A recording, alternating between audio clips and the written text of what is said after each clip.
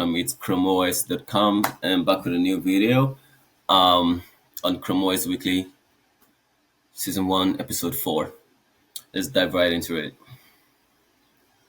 So the new news today is Google Project Campfire dual boot feature faces imminent demise. So Project Campfire was an initiative that has basically been in the works for a while now. That would essentially enable you to dual boot different operating system with Chrome OS without necessarily having to compromise your security or enable developer mode or any of those archy ways of having a third party operating system run on your Chrome OS device. So this was a very welcome move. However, it appears that it's been abandoned, abandonware essentially. So for now, we may not expect anything in regards the dual boot feature coming to Chrome OS. You can read more about it in detail on our website. Flapjack appears to be the Google all details and hints on the commit for development, the ongoing development and for devices codenamed Flapjack. And that is possibly a Pixel 3a to the Google Pixel book. The first devices will apparently feature a display resolutions of 8 and 10 inches with two display sizes of 8 and 10 inches with resolution of 1920 by 10 by 1200 for both devices.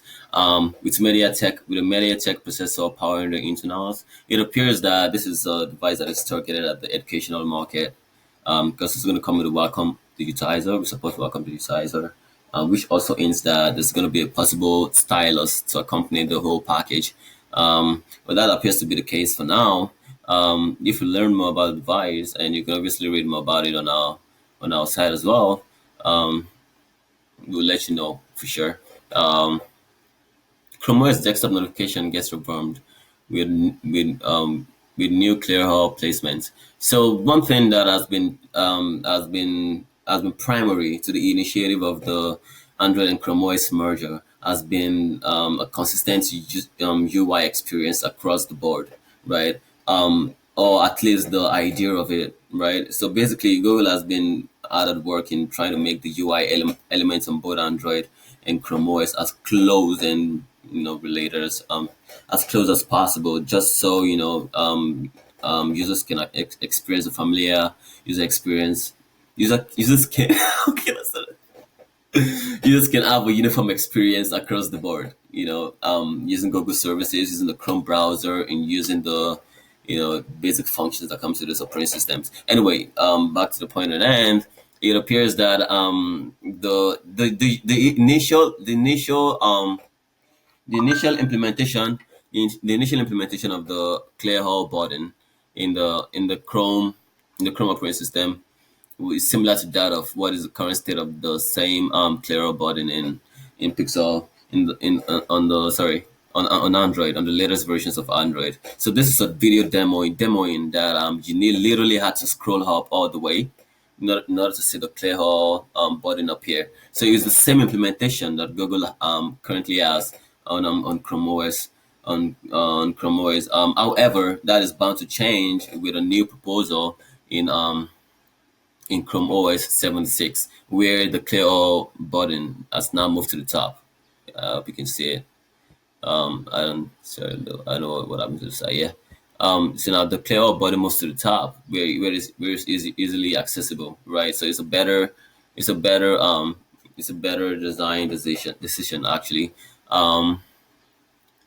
As you can see as well, in the screenshot, this is what it currently looks like, right? This is what it currently looks like on current Chrome OS versions. You literally have to scroll, move the notifications up for it to appear, before it appeared, as opposed to it being easily accessible in the current in the upcoming Chrome OS 76 updates, which can currently be had on the Canary channel.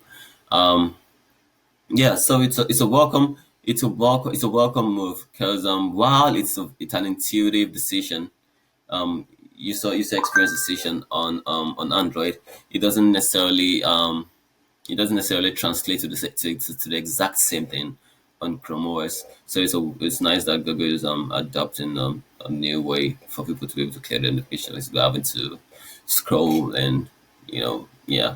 Anyway, next news on the article is Google shed more light on Android's desktop mode. Android Q's desktop mode. So currently, Android Q is a new feature. Android Q so support for desktop mode has been native the past few versions of Samsung's smartphones. In the sense that it comes with a Samsung customized Android ROM, right? As opposed to and it's been available since the Galaxy S8, I believe. Um, and Huawei also has their own implementation as well.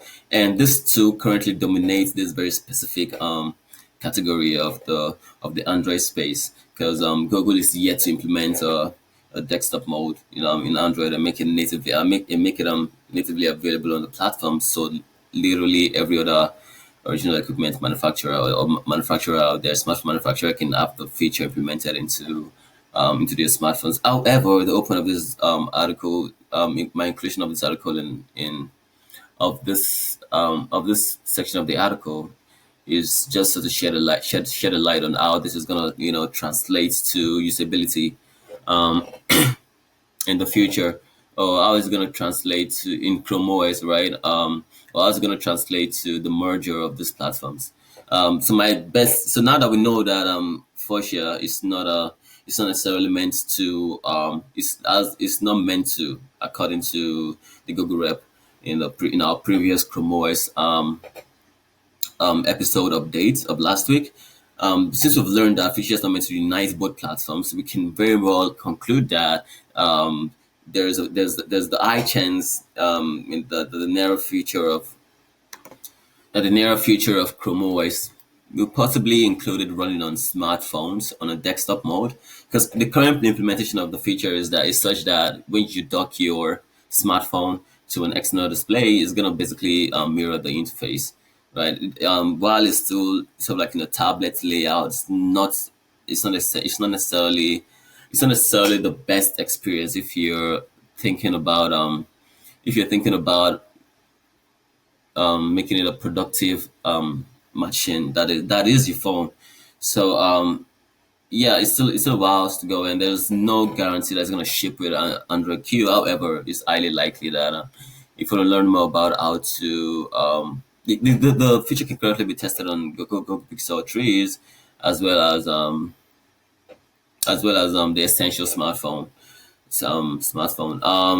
Like I said again, if you want to like try this feature out yourself, you can always go on the site to find out more of the links, and you can also watch the video, the Google I/O announcement of it, as well as view the images here. So that's it for this week, guys. Thanks for watching, and I'll talk to you later. Peace out.